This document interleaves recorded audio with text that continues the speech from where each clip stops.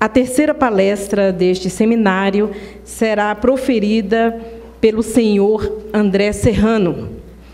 E, para tanto, convidamos para compor a mesa o senhor Genésio Vicente, subsecretário de Captação de Recursos da CEPLAN, e o senhor Marcos Velber, também da CEPLAN, para atuarem como coordenador de mesa. Lerei breve currículo do palestrante. É formado em matemática, mestre em economia aplicada e doutor em economia pela Universidade de Brasília. É professor adjunto de métodos quantitativos, finanças públicas e economia do Departamento de Administração da Faculdade de Economia, Administração e Contabilidade, fazendo parte do quadro permanente da Universidade de Brasília. Com a palavra, o professor André Serrano, que falará sobre o tema Transferências voluntárias, um meio para a viabilização das políticas públicas.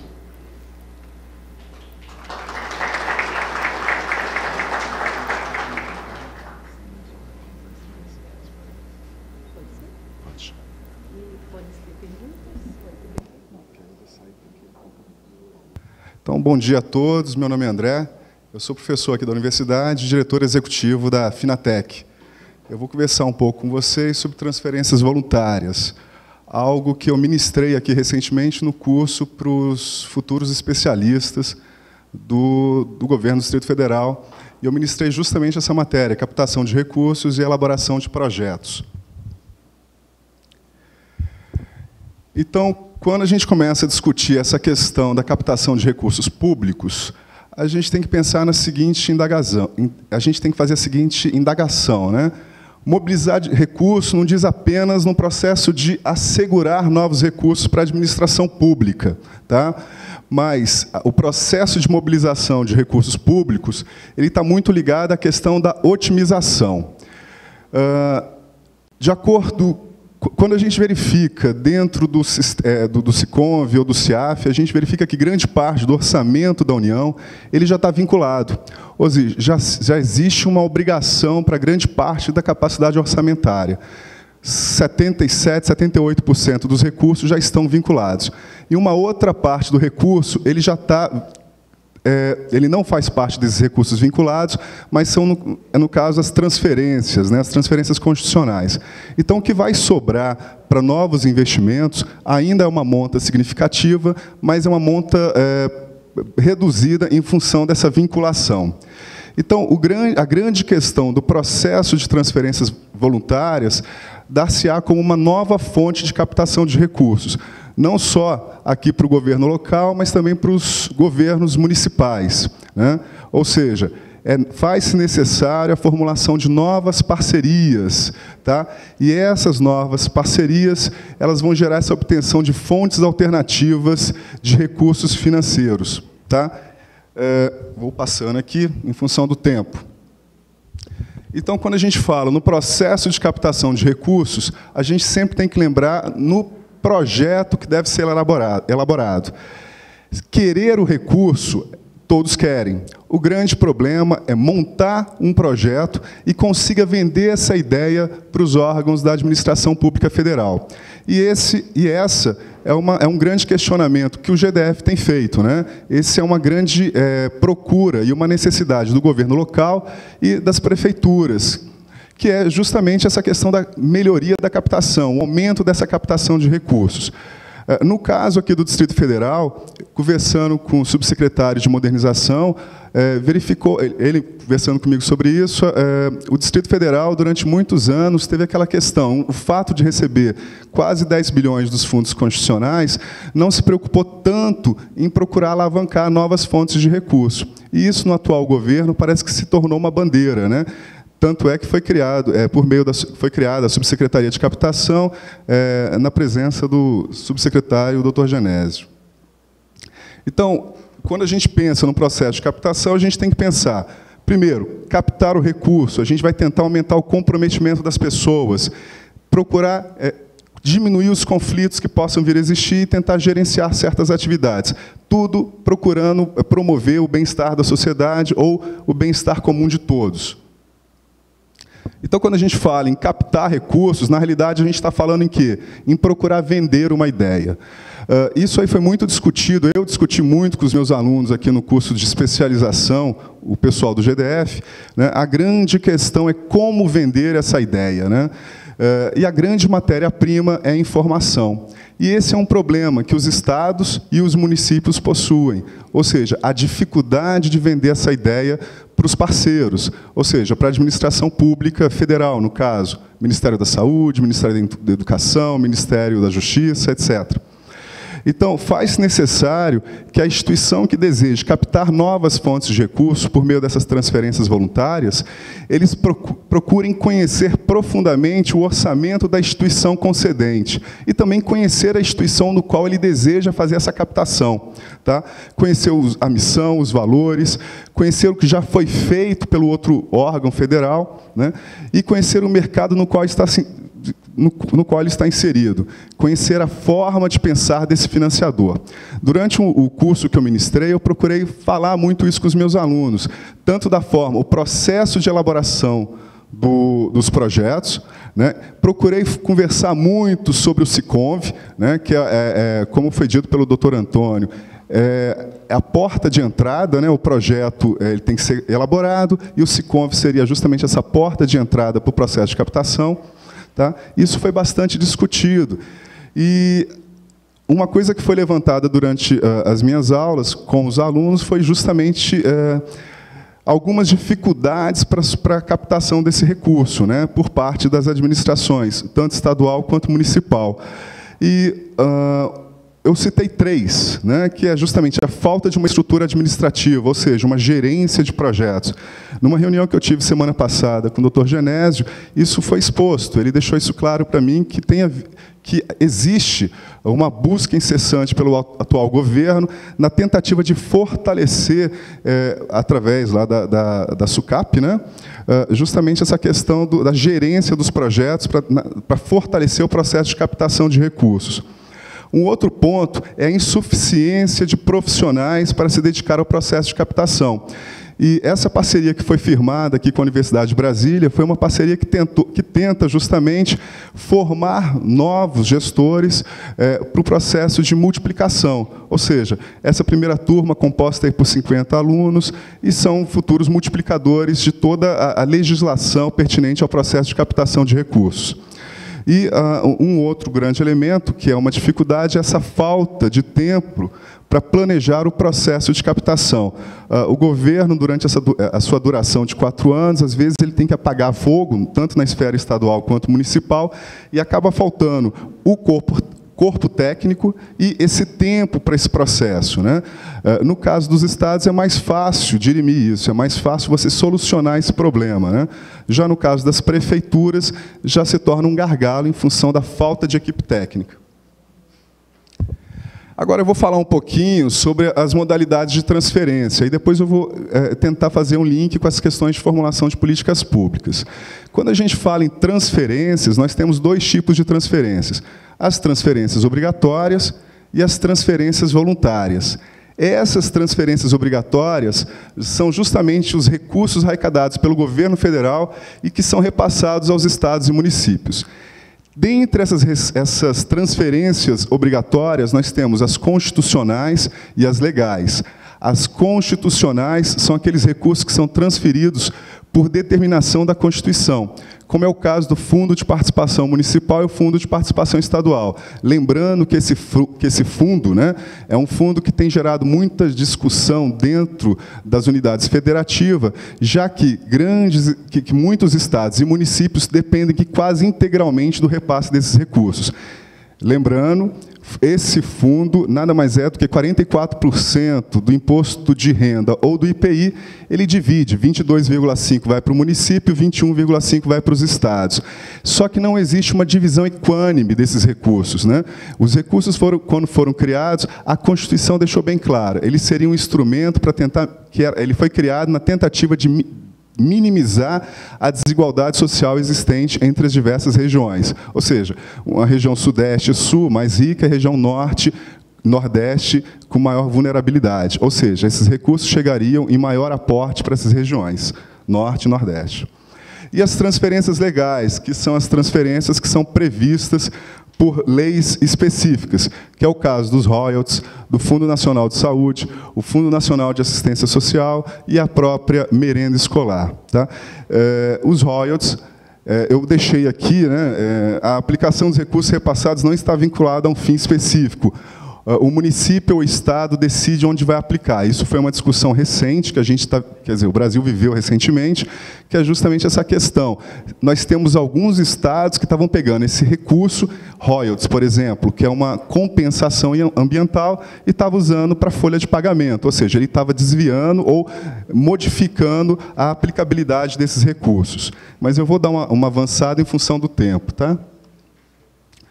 E as transferências voluntárias. As transferências voluntárias, a entrega de recursos, né, de cooperação, auxílio ou assistência financeira, que não vai decorrer de determinação constitucional e determinação legal, restos a pagar não processados ou recursos que sejam destinados ao SUS. Né? E toda a operacionalização desses recursos, dessas transferências voluntárias, dar-se-á por meio de emendas, convênios e contratos de repasse. Para que haja a possibilidade da formulação e repasses de transferências voluntárias, tanto os municípios quanto os estados, eles precisam satisfazer algumas exigências, né? Exigências essas que estão tipificadas lá nessa portaria interministerial 507. Inicialmente era a Instrução Normativa número 1 da Secretaria do Tesouro Nacional, depois ela foi alterada por uma portaria 127 e atualizada no dia 24 no mês 11 de 2011. Né? Essa portaria ela vai definir algumas regras no que tange a possibilidade dos municípios e dos estados poderem captar esse recurso. Tá? Ou seja, para que eles possam, por exemplo, gerar esse processo de celebração de convênio para transferência. Então, a gente tem que lembrar o seguinte: para que haja essa possibilidade, para que essa possibilidade venha a acontecer, faz-se necessário que haja o cumprimento de algumas determinações legais que estão tipificadas na Lei de Responsabilidade Fiscal. Além disso, na LDO, né, a Lei de Diretrizes Orçamentárias relativa ao exercício, aos exercícios em que se derem a formalização do processo de transferência, né, o convênio ou o consórcio, etc. Satisfazendo aí essa portaria interministerial 507 e demais diplomas legais aplicáveis. Então, quando a gente pensa nas modalidades de transferências voluntárias, a primeira, né, que eu vou entrar aqui, é a questão do convênio. Tá? A questão do convênio é justamente um acordo, um ajuste ou instrumento que trata da transferência de recursos financeiros, de dotação consignadas no orçamento fiscal e da Seguridade Social, onde, de um lado, está o órgão ou entidade pública federal, né, direta ou indireta, e do outro lado vai dar os estados, o DF e municípios, né, ou municípios, ou também as entidades públicas sem fins lucrativos. Tá?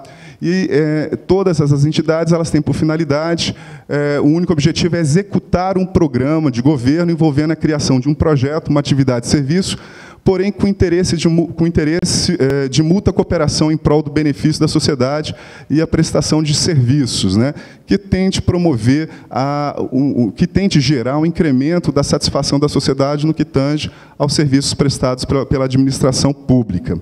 Agora, é interessante, né, que quando a gente pensa do processo de convênio, né, tem algo que as pessoas confundem às vezes, mas o convênio ele tem uma característica básica que é essa contrapartida. Necessariamente, os agentes envolvidos, uma das partes, ela vai ter que entrar com o processo de contrapartida, mas não necessariamente essa contrapartida dar-se-á por meio de pagamento, de recursos. Essa contrapartida, ela pode entrar aí por meio de um terreno, ela pode entrar por meio de equipamentos, ela pode também ser feita por meio de capacidade técnica. Tá?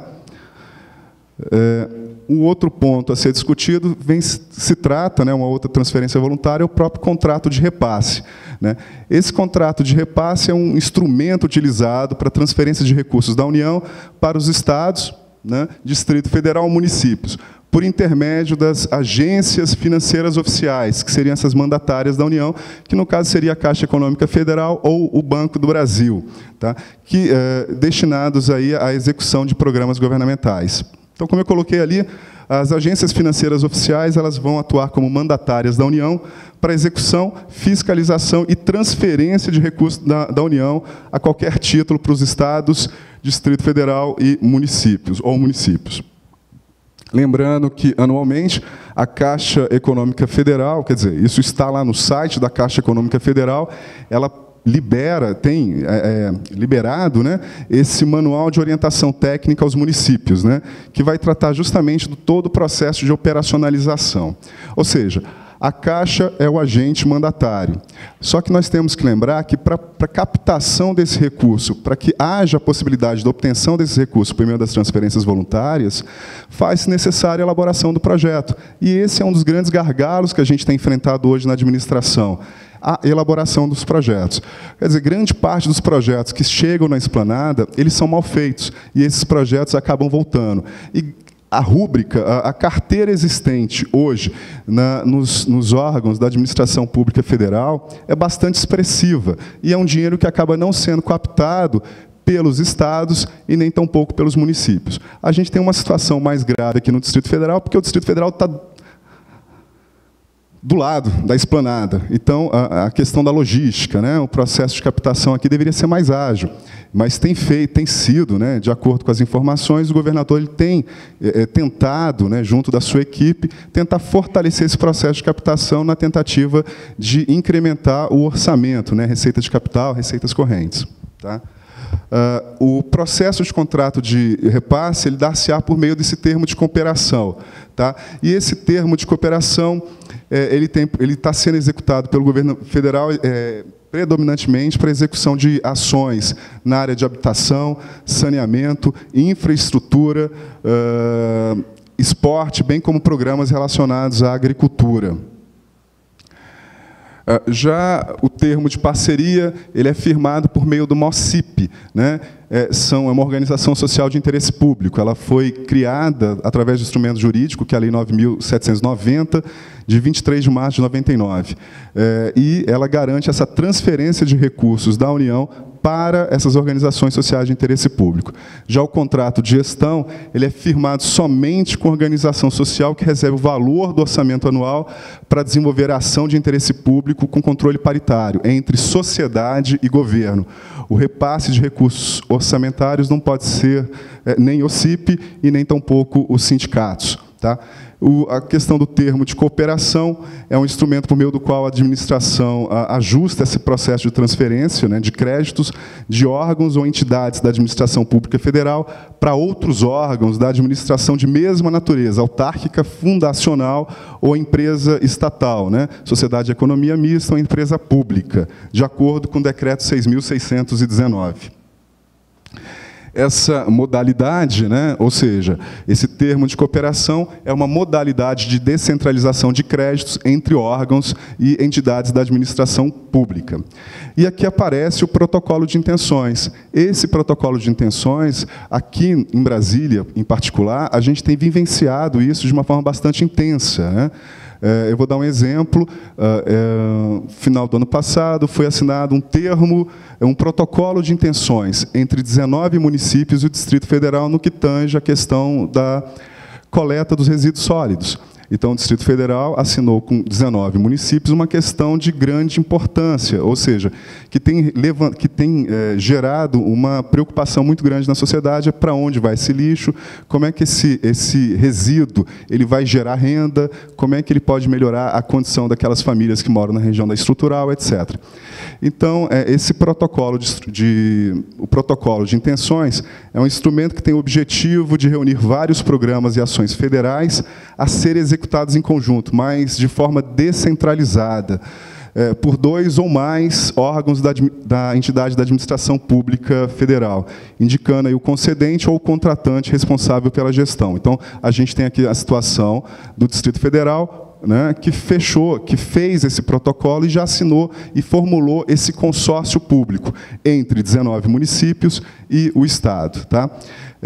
esse consórcio, como eu disse, são parcerias que vão tentar justamente garantir e promover o desenvolvimento regional, tá? E vai tentar gerar esse desenvolvimento regional, tá? E aqui eu botei algumas exemplificações, como, por exemplo, gerir o tratamento do lixo, a questão da água, que é um problema muito grave aqui no Distrito Federal, já que Brasília ela é considerada a 5ª pior cidade em matéria de resíduos, de quantidade de água, né? Ou seja, a capacidade hídrica de Brasília é considerada uma das piores. Algumas ações já foram desempenhadas por governos anteriores na tentativa de garantir esse recurso por mais alguns anos, mas isso é algo que preocupa, né? Então faz necessário ainda essa formulação e a criação de novos consórcios para pensar no futuro de Brasília, né? Ok. Então, quando a gente pensa nessas transferências, tanto obrigatórias quanto as transferências voluntárias, a gente tem que pensar a origem desses recursos e a destinação, né? Então, como eu botei ali, quanto à destinação de recursos federais da OGU aos estados e municípios, a gente pode pensar em 3 situações.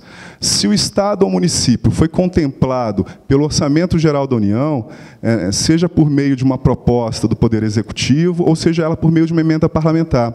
Pessoal, uma parcela significativa de transferências, elas podem ser dadas também por meio da carteira que os deputados e os senadores possuem, ou seja, eles possuem uma dotação, uma rúbrica, eles possuem dotação orçamentária e eles acabam fechando com os estados e com alguns municípios, onde se localiza o seu nicho eleitoral, para conseguirem aplicar esses recursos. Isso é uma forma de transferência, né?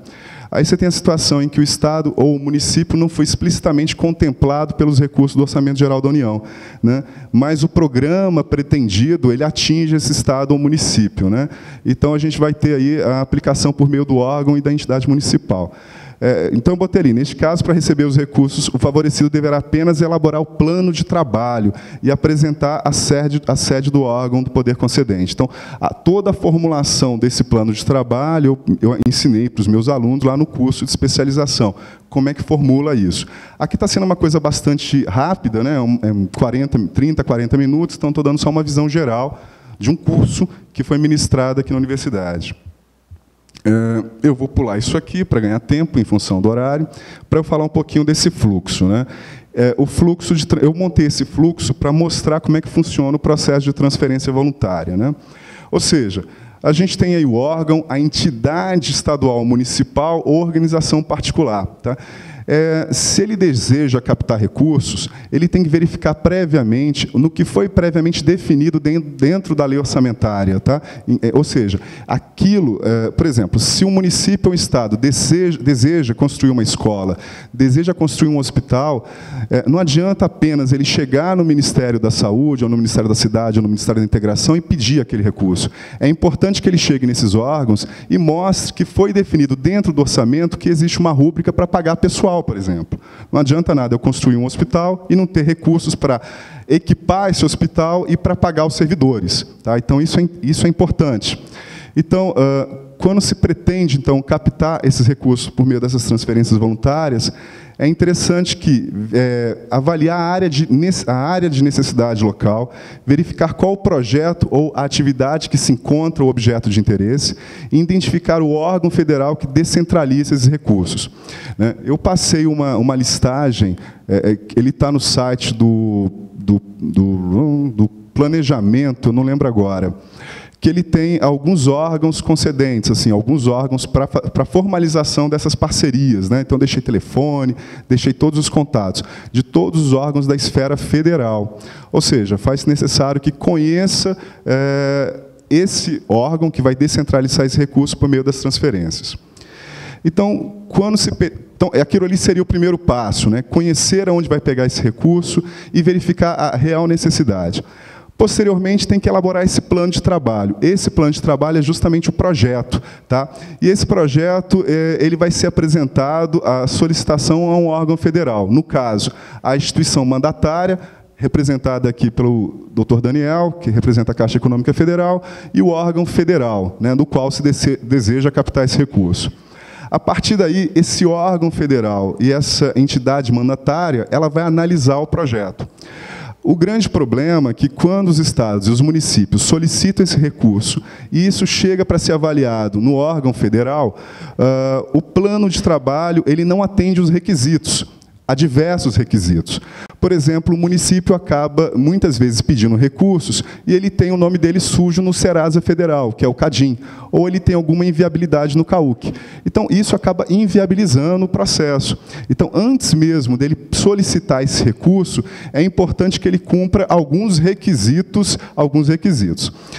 Então, para que, depois desse projeto, dessa análise, etc., estando tudo ok e respeitando a Lei de Responsabilidade Fiscal e a Lei de Diretrizes Orçamentárias, vai ser feita aí a celebração do contrato, né? Celebra-se o termo de convênio, a unidade gestora, ela transfere os recursos e fiscaliza a sua aplicação. Aí você vai ter a aplicabilidade dos recursos, podendo não ter essa prestação de contas. Eu vou adiantar aqui em função do tempo. Ok. O GDF, por sua vez, né, isso foi algo discutido com o subsecretário, ele precisa alavancar essa capacidade de obtenção de recursos. E, para fazer isso, faz necessário não apenas contar com os recursos constitucionais e com os recursos da arrecadação do governo. É importante que o governo também procure outras fontes, né, para captação de recursos. Essa questão das transferências voluntárias é algo de grande monta em função da quantidade de recursos que é disponibilizado pelo governo federal. Só que, para que os estados e os municípios possam procurar captar esses recursos, faz necessário que eles preparem algumas demandas, né? Ou seja, o projeto a ser elaborado e os benefícios que serão gerados para a população, eles vão depender de um bom projeto, de um bom planejamento, de uma pesquisa, de uma consulta, de processos de parcerias, de esforços coletivos que visem o bem comum.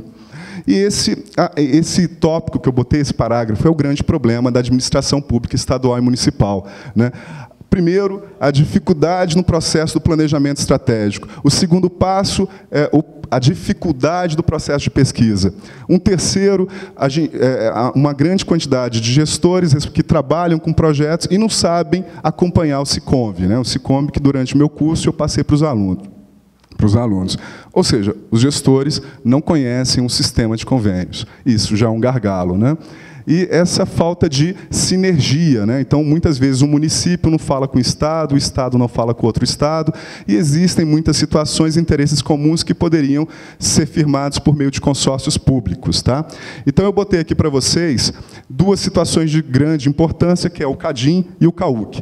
O CADIM é o Cadastro de Informação de Créditos Não Quitados do Setor Público Federal, tá? Eu botei aqui essa página, o Tesouro.fazenda, e o CAUC, que é o Cadastro Único de Convenientes, de acordo com a instrução normativa do STN número 1. Não é a 507. Então, para efetuar esse processo, eu botei essa página aqui do Tesouro, e vocês conseguem pegar e verificar diversas situações, e baixar tudo em uma página só, as certidões para verificação da possibilidade do firmamento desse convênio ou dessa parceria entre órgãos da administração. Então, tem que verificar a regularidade da arrecadação de tributos, a certidão negativa de débito do INSS, certificado de regularidade fiscal, comprovação de prestação de contas, pagamento de tributos e contribuições sociais, a questão do CADIM, né? Aqui no Distrito Federal, o atual governo ele conseguiu gerar uma moralização bastante expressiva no que se refere ao endividamento, né? Só que, se nós pegarmos muitos municípios e muitos estados, eles ainda se encontram com o nome sujo. E é interessante salientar que todo o processo de alavancagem das transferências voluntárias vai fazer com que haja um aumento de receita de capital. E isso pode aumentar a capacidade de endividamento do Estado, tá? Lembrando que o Estado, para se endividar, ou seja, para que ele possa fazer um novo empréstimo, nós teremos a União como fiadora, né? Ou seja, isso passará pelo Senado Federal. E é importante que, ao passar pelo Senado, o Estado ou o município mostre que ele está com uma situação moralizada, que ele está respeitando a Lei de Responsabilidade Fiscal, ele cumpre os quesitos da Lei de Diretrizes Orçamentárias, ele não está ferindo as regras e os demais diplomas legais, como a Portaria Interministerial 507. Eu coloquei esse slide que não dá direitinho para ver, só para que vocês possam ver um demonstrativo da evolução da receita no Distrito Federal. Ou seja, a lei orçamentária de 2013, ela é gerada a partir da análise dos 3 anos anteriores. E eu risquei aqui de vermelho a receita corrente, transferências de convênios, e aqui na receita de capital, transferências de convênios. E vocês, se vocês observarem, a gente nota um processo evolucionário. Mas por que eu botei isso aqui? Pessoal, estou correndo porque eu vou para uma outra reunião daqui a pouquinho. A importância desses repasses das transferências voluntárias dar-se-á em algumas situações, como, por exemplo, está tipificado lá no artigo 18 da Lei de Responsabilidade Fiscal, né? O valor das receitas correntes líquidas são a base de cálculo para as despesas com pessoal. O que isso significa, né, para os servidores do GDF? Quanto maior a receita corrente líquida, maior a possibilidade de pagamento, né? A maior a possibilidade de despesas com pessoal, né? A base de cálculo da receita corrente líquida inclui também as transferências voluntárias, que está definido lá no artigo 2º da Lei de Responsabilidade Fiscal. Outro ponto, o valor das receitas correntes líquidas são base de cálculo para a reserva de contingência, que está lá no artigo 5º da Lei de Responsabilidade Fiscal. E o valor da receita corrente líquida também impacta essa capacidade de endividamento.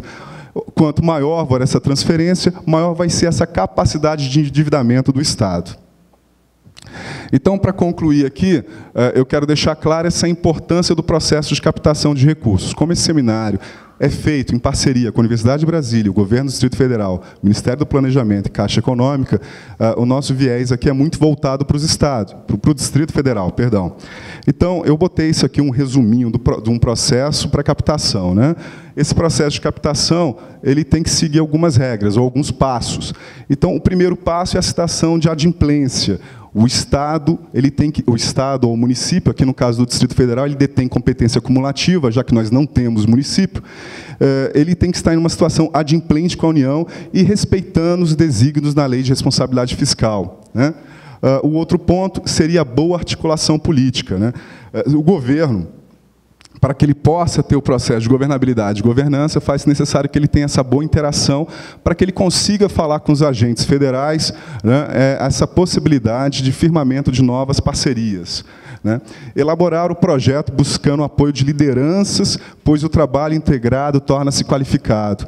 Então, elaborar esse projeto, ele deve ser feito por meio de um planejamento estratégico, por meio de pessoal técnico capacitado, e pessoal que tenha tempo e tenha, dentro da sua função, uma atribuição específica que é ficar linkado dentro do processo de captação e buscar, de forma constante, os organismos federais que estão abrindo, dentro da sua carteira, uma rúbrica destinada para essas transferências.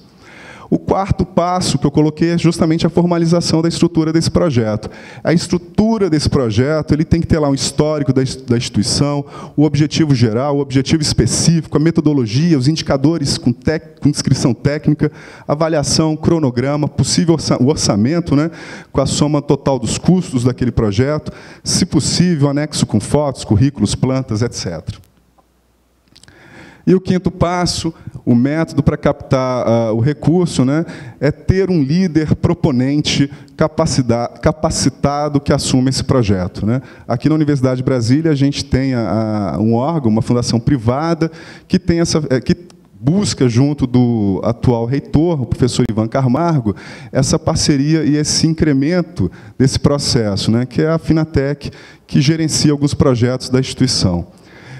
Então, ter um líder ou proponente capacitado que assuma o projeto, preencher todos os formulários dos programas do governo federal de acordo com a área desejada. Eu mostrei para os meus alunos como é que são esses formulários e o pessoal acabava cansando só de ver, né? Porque são tantos detalhes que precisam ser descritos que o pessoal já fica com preguiça. Então, imagina no estado que tem os estados que possuem um corpo técnico mais apurado, agora imagina isso quando chega na mão no município, que tem essa deficiência significativa de técnicos que possam elaborar o projeto e responder todos os desígnios que são implicados pelo órgão federal. E apresentar esses projetos aos órgãos, tá? Então, Terminando aqui o seminário em função do tempo, as fontes de financiamentos, recursos federais e demais tipos de transferências, vocês poderão verificar aí no manual de obtenção de recursos federais, ele está lá no site do Interleges. Então, lá tem um manual que mostra todos os procedimentos para a obtenção desses recursos federais. Ok? Então, obrigado a todos. E é isso.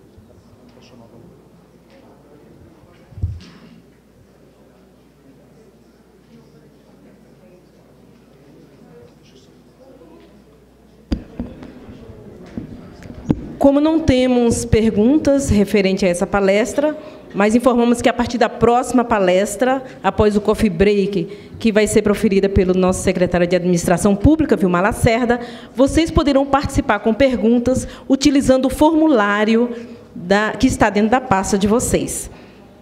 No entanto, desfaz a mesa com os coordenadores. Queremos a atenção de vocês, antes do coffee break, de alguns segundos, quando o senhor Paulo Antenor, ele fará uma errata da sua palestra, em alguns segundos.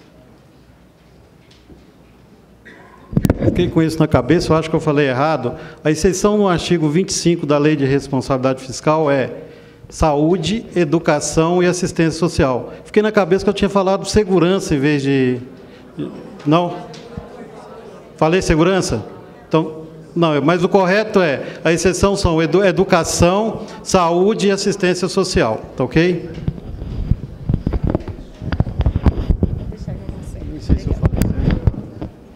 Antes de sairmos, gostaríamos de fazer um lembrete.